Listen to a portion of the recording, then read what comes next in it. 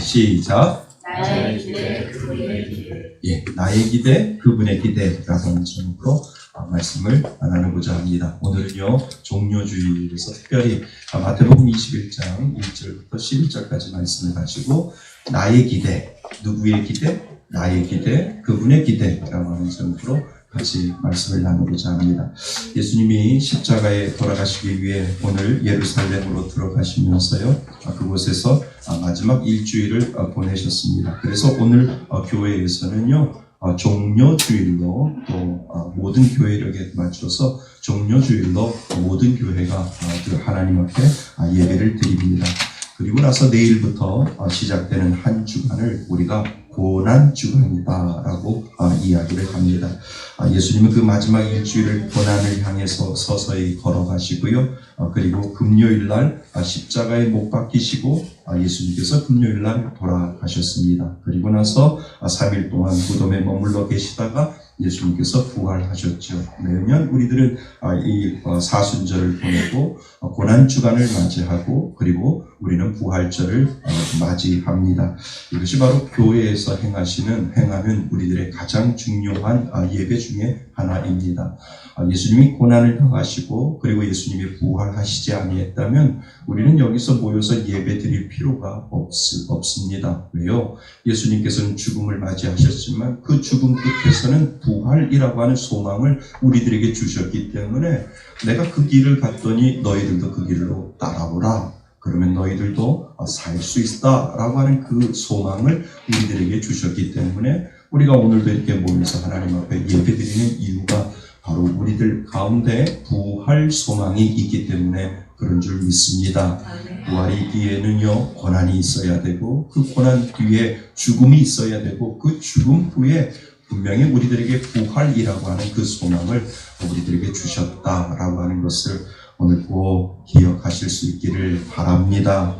그래서 어떤 분이 부활절 예배는 무슨 일이 있어도 예배에 꼭 참여해야 한다라고 이렇게 이야기를 합니다.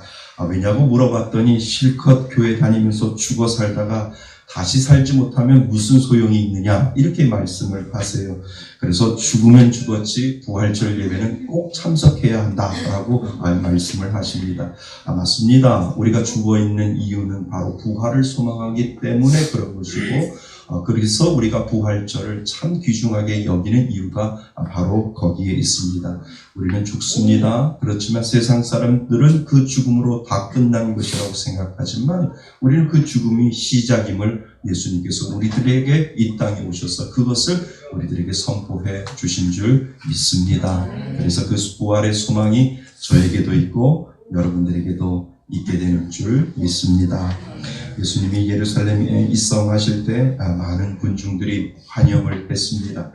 종려나무 가지를 흔들고요. 그리고 자신들의 겉옷을 예수님이 이 가시는 길에 다 깔고요. 그리고 왕으로 오시는 예수님을 모든 사람들이 다 환영을 했습니다. 모여든 군중들에게는 예수님에게 병 고친 사람들도 있었고요. 그리고 귀신 들렸던 사람들이 그 예수님의 안수로 인해서 귀신이 떠나갔던 그것을 경험했던 사람도 분명히 있을 거고 그들이 가지고 있던 어떤 육신의 질병들도 예수님의 치유함으로 말미암아 그들이 모두 다 그런 것들을 경험했던 사람들이 예수님이 예루살렘으로 입성을 할 때 예수님을 향하여 환호성을 지르며 예수님을 환영하는 그러한 모습들이 그 군중들 가운데도 분명히 있었을 것이라고 하는 겁니다. 그 모든 사람들이 호산나 호산나 외치며 왕으로 오신 예수님을 맞이합니다. 여러분 호산나라고 하는 뜻이 무슨 뜻일까요? 호산나는 우리를 구원하소서. 뭐라고요? 우리를 구원하소서라고 하는 뜻이 이 호산나 안에 들어있습니다. 그러니까 예수님이 예루살렘으로 들어가시며 나귀를 타고 들어가실 때 수많은 군중들이 예수님을 향하여 예수님 호산나 호산나라고 그들이 외치면서 우리를 구원하소서라고 하는 그 함성을 예수님이 나귀를 타고 예루살렘으로 들어가실 때 그들이 예수님을 향해서 그렇게 소리를 질렀습니다. 사실 그들이 예수님을 환호하는 이유가 각자가 원하는 필요를 위해 예수님에게 환호성을 쳤다라고 하는 사실을 우리는 기억하셔야 합니다. 그들 각자의 기대를 가지고 환호성을 친 것이지요. 여러분, 그들이 원하는 것 사실 우리도 원하는 것 아닐까요? 나를 구원하소서, 무엇을 구원해 달라고 그들은 예수님에게 소리를 쳤을까요? 그들이 가지고 있는 죄에서 나를 구원하소서, 주여 나를 영원한 생명으로 인도하소서라고 그들이 과연 예수님이 나귀를 타고 들어가시는 예수님을 향하여 자신의 죄에 대한 문제를 해결해 달라고, 자신에 대한 영원한 생명을 얻게 해달라고 그들이 예수님을 향하여 호산나라고 그들이 과연 외쳤을까? 아니다라고 하는 겁니다. 그들이 원하는 것은 아마도 그들 각자에게 있는 세상적인 문제 해결을 위해 예수님을 위해서 환호성을 지르고 호산나 나를 구원하소서라고 하는 그 의미 속에서는 이 땅을 살아갈 때 하나님 정말 구려받지 아니하고 이 땅을 살아갈 때 좀 풍족하게 살아갈 수 있도록 좀 해주옵소서라고 하는 그 기대치를 가지고 아마 그들은 호산나 호산나라고 예수님을 불렀다라고 하는 겁니다. 그렇다면 첫째로 우리는 생각해 보아야 합니다. 그들이 기대하는 것과 오늘 우리가 생각하는 기대는 어떨까? 우리는 생각해 볼 필요가 있습니다. 사실 우리의 기대도 결코 그들과 다르지 않다라고 하는 겁니다. 우리가 예수를 믿고 호산나 호산나라고 우리가 부르는 이유도 그들의 기대치와 우리의 기대치가 별로 다를 것 없다라고 하는 것이지요. 당시 그들은 로마라고 하는 정부에서 독립을 해서 그리고 세상에서 좀 더 나은 삶과 그러한 삶을 살고파 예수님 앞에 호산나라고 불렀다라고 한다면 사실 우리도 예수님을 향해 환호하는 이유가 당장 우리 안에 있는 현실 문제가 먼저이지 내 죄 좀 해결해 주세요, 나에게 영원한 생명을 주세요 라고 하는 그 호산나의 의미로 예수님을 관련 불렀을까? 아니다 라고 하는 겁니다.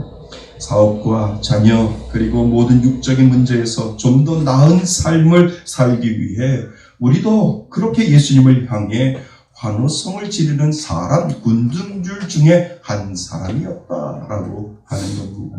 물론 하나님을 잘 믿는 자에게 이 땅에서도 잘 될 수 있지요. 요셉은 노예로 팔려갔다가 애굽의 총리가 되었고, 다윗도 목동으로 살다가 하나님이 그를 왕으로 세워주셨습니다. 이 땅을 살아갈 때 왕으로 세워주셨고, 다니엘은 포로로 끌려간 소년이었지만 높은 관직에 이를 수 있도록 하나님께서 이 땅에서도 축복을 해주셨다라고 하는 겁니다. 그러니까 하나님을 잘 믿으면 이 땅에서도 그 복을 누릴 수 있지요.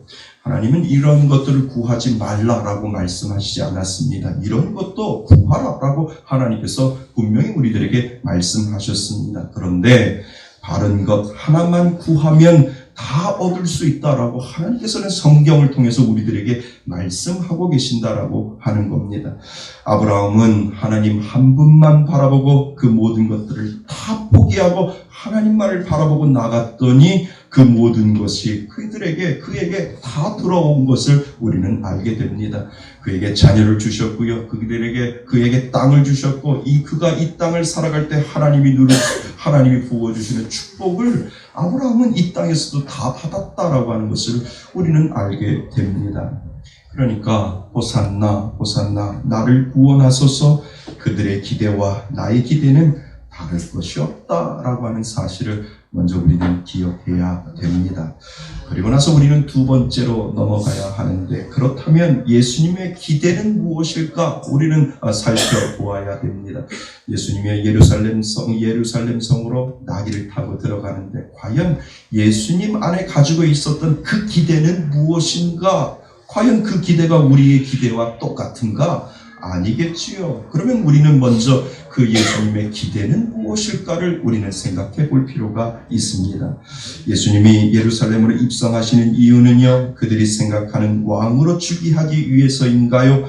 예수님은 그들의 기대와는 다른 그러한 기대를 가지고 예루살렘으로 예수님은 들어가셨습니다. 우리가 알고 있듯이 십자가를 지기 위해서 예수님께서는 나귀를 타고 예루살렘 성으로 들어갔음을 우리는 알고 있습니다.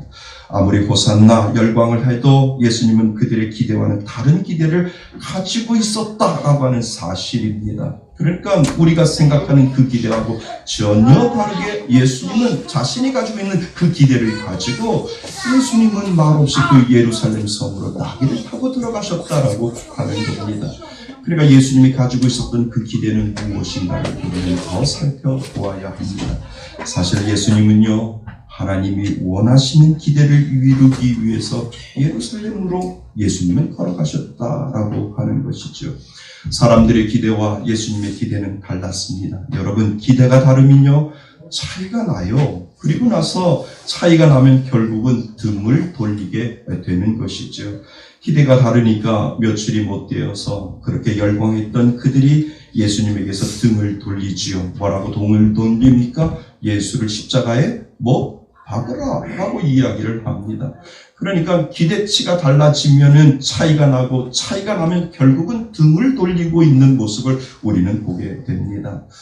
그러니까요, 우리들의 신앙 생활을 한번 살펴봤으면 좋겠습니다. 우리들의 신앙 생활에서 우리 스스로 계속 질문을 해야 할 것이 분명히 있다라고 하는 겁니다.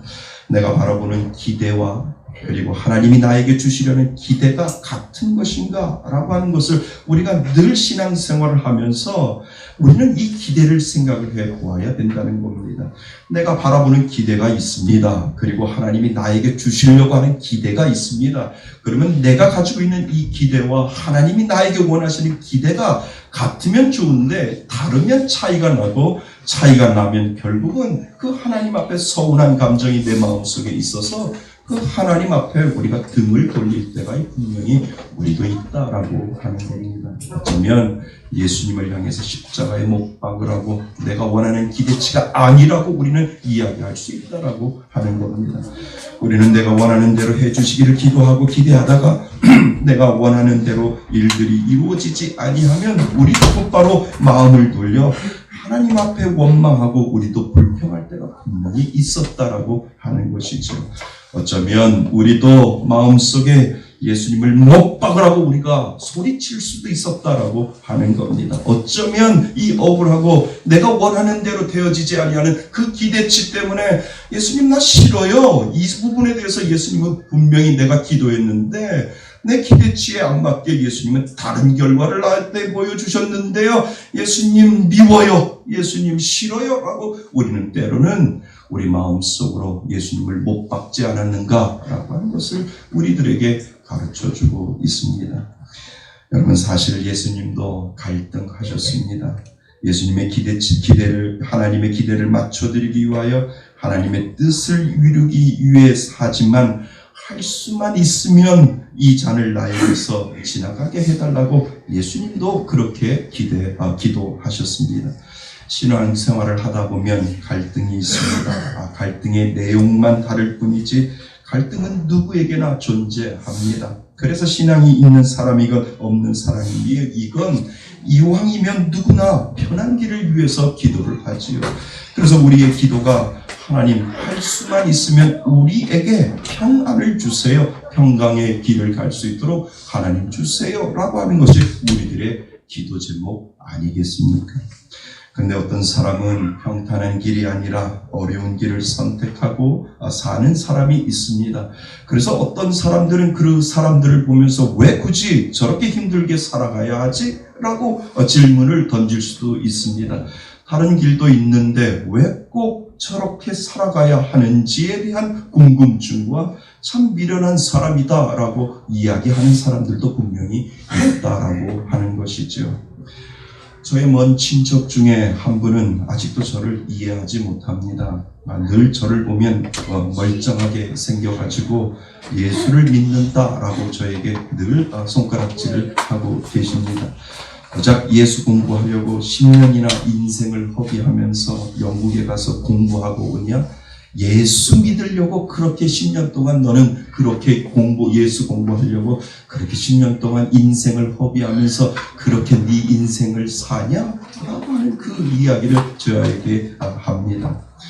여러분, 어려운 줄 알고 힘든 줄 아는데 그래도 그 길을 가는 것은 분명한 이유가 있습니다.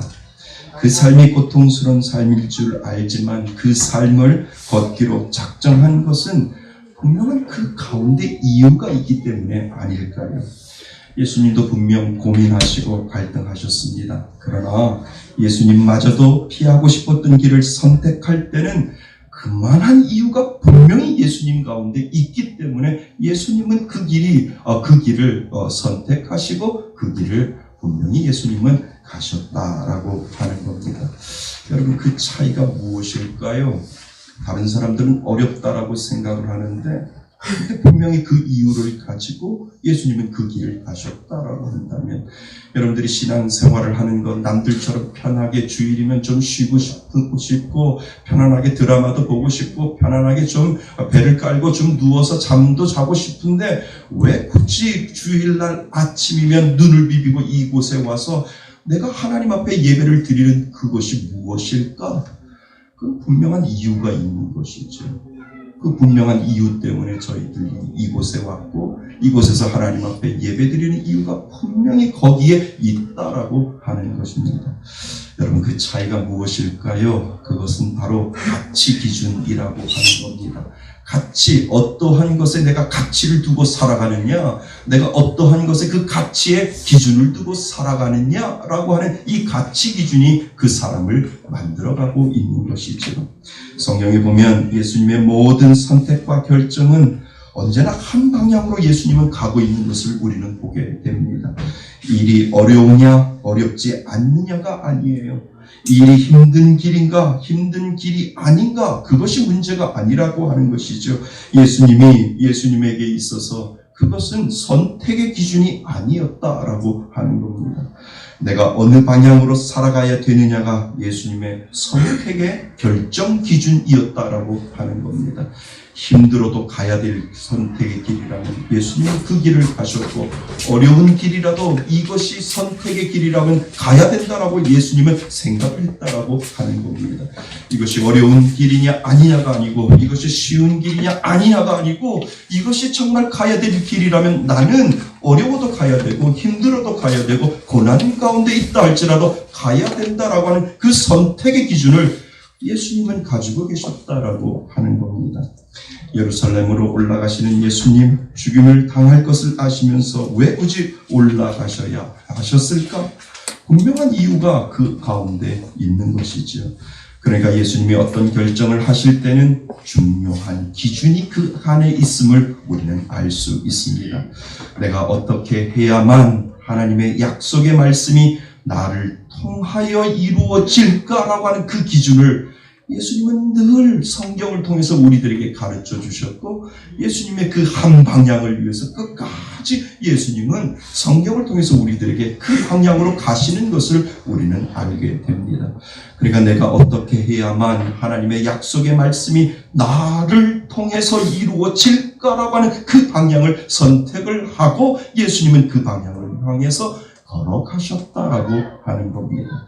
이것이 늘 예수님의 선택 기준이었습니다. 이 일을 위하여 기도하셨고 이 일을 위하여 살려고 예수님께서는 하셨다라고 하는 것이고, 그리고 예수님을 따라가는 제자들에게도 이렇게 기도하라고 말씀하시고 그리고 이렇게 살라라고 예수님께서 성경을 통해서 계속해서 그 제자들에게 가르쳐주고 있다라고 하는 겁니다. 그리고 우리들에게도 너희도 이렇게 선택하고 그리고 결정하고 살라라고 오늘을 사는 우리들에게도 그것을 지금 가르쳐주고 계십니다. 어렵고 쉬우냐, 힘들고 어려우냐가 아니라 이것이 하나님이 원하시는 것이냐라고 하는 것이 너희들의 삶 속의 기준이 되어 그것을 결정하고 선택하라라고 예수님께서 계속해서 말씀을 통해서 저와 여러분들에게 가르쳐 주시는 이유가 바로 거기에 있는 겁니다. 그것이 과연 무엇일까? 그것이 바로 가치 기준이라고 하는 것을 예수님께서 가르쳐 주고 있는 것이죠. 그러므로 성경에서요, 예수님이 계속 강조하는 것은 나도 이렇게 살았으니까 너희들도 한번 살아봐. 괜찮아. 그 길을 가. 그 길이 어려워도 가. 그 길이 쉽지 않아도 가. 그 길이 고난스러워도 가. 왜냐하면 내가 먼저 그 길을 갔기 때문에 그 길이 복된 길이요. 그 길이 소망의 길이요. 그 길이 부활의 길이기 때문에 나는 너희들에게도 그 길을 가라라고 예수님께서 말씀하고 계신다라고 하는 것이죠. 여러분, 신앙은 예수님이 나를 십자가에 돌아가셨다, 예수님께서 나를 위하여 십자가에 돌아가셨다, 그것을 믿으면 삽니다 라고 끝나는 것이 신앙이 아니다 라고 하는 겁니다.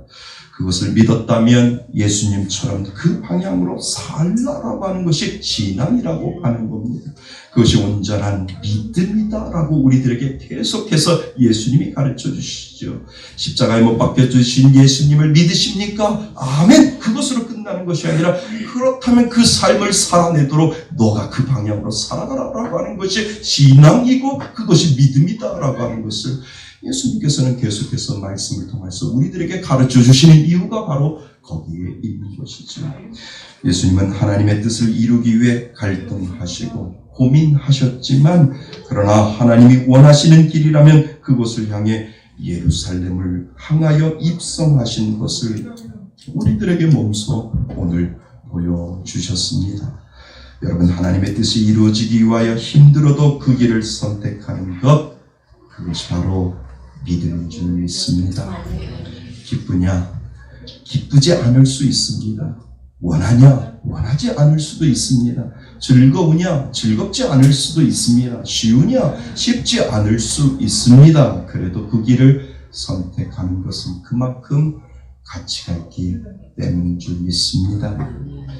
저도 회사를 다녀본 적이 있습니다. 한 3년 동안 직장 생활을 해보았는데, 얼마나 힘든지 몰라요. 몇 번이고 그 상사 앞에서 사표를 팍 던지고 멋있게 나오고 싶을 때가 한두 번이 아니었습니다. 그런데 던지지 못하는 이유가 뭘까요? 사표를 마음대로 던지지 못하는 이유가 뭘까요? 그것은 제가 자녀들의 두 아이의 아버지이기 때문에 그렇고요. 그리고 가정을 지키기 위한 가장이기 때문에 마음껏 사표를 던지고 싶어도 던지지 못하는 이유가 쉽지 않지만 참고 견디는 이유가 가정에 대한 가치가 더 저에게는 소중하기 때문에 그렇다는 거지요. 그러니까 참고, 하나님, 내가 참아야만 내 새끼들 먹여 살릴 수 있고 가정을 지킬 수 있습니다. 비굴하더라도 사표 던지고 싶은 그 마음이 있더라도 하나님, 제가 견디겠습니다 라고 하는 그 마음으로 회사를 다녔다라고 하는 거지요. 그러니까 저만 그런 생각을 할까요? 아닙니다. 한국에 있는 모든 아버지라고 하는 그 이름, 그리고 한국에 있는 모든 어머니라고 하는 그 이름이 그렇게 만들어 놓은 거예요. 무엇이 더 가치가 있고 무엇이 더 소중한가를 알기 때문에 그 가치와 그 소중함을 위해서 내가 인내하고 내가 참고 내가 견디어내는 거죠. 내 자녀들이 잘 되면 내 이 모든 것들을 내가 참고 일하고 내 자녀들을 내가 살리겠다라고 하는 그 가치가 더 중요하기 때문에 부모들은 그 길을 위해서 그것을 선택을 하게 되는 것이죠. 여러분, 저는 소망합니다. 예수님이 하셨던 그 선택의 기준이 저에게도 여러분에게도 있기를 소망합니다. 무엇이 쉽고 좋은 것이 아니라 하나님이 원하시는 그 가치 기준이 원하시는 그 길이라고 한다면 그것을 선택하는 것이 분명히 맞다라고 하는 사실을 오늘 우리들에게 가르쳐주고 계시는 줄 믿습니다. 그렇다면 마지막 셋째로 결국 예수님은 그 길을 선택하셨지요. 그런데 그 길을 선택했지만 아니나 다를까요? 예수님은 능력을 당하고 침뱉음을 당하고 희롱을 당하는 것을 우리는 이미 알고 있습니다. 그런데 그것 아세요? 예수님은 그 선택의 결과를 아시고도 그 길을 예수님 스스로 결정하셨다라고 하는 겁니다. 그 길 끝이 십자가의 죽음이라고 하는 사실을 다른 사람은 몰라도 예수님은 전능하신 하나님의 아들이시고 하나님이시기에 예수님은 그 길로 가면 분명히 죽음의 길이요 십자가의 길임을 예수님은 알고 계셨다라고 하는 겁니다. 그런데 예수님은 놀라운 일이 무엇이냐면 그 길을 알면서도 예수님은 그 길을 선택하시고 결정하시고 그 길을 예수님은 가셨다라고 하는 겁니다. 그러니까 예수님은 대단하신 분이지요. 내가 죽으러 가는데 그냥 그 길을 알고 가시는 예수님의 모습을 우리는 보셔야 됩니다.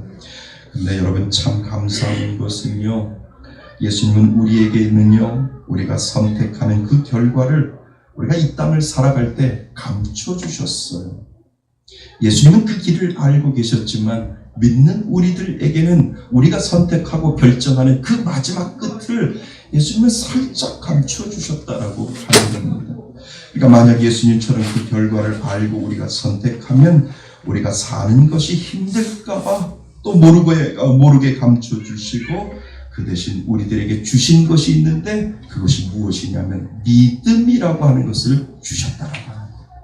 그러니까 예수님은 그 모든 결과를 가시고 그것을 가셨다라고 하면 우리에게는 그 결과를 우리들에게 감춰주셨지만 그 결과를 감춰주신 그 사이에 믿음이라고 하는 것을 우리에게 주시고 그 믿음으로 바라보고 그리고 나아가라라고 하나님께서 우리들에게 그 은혜를 주셨다라고 하는 겁니다.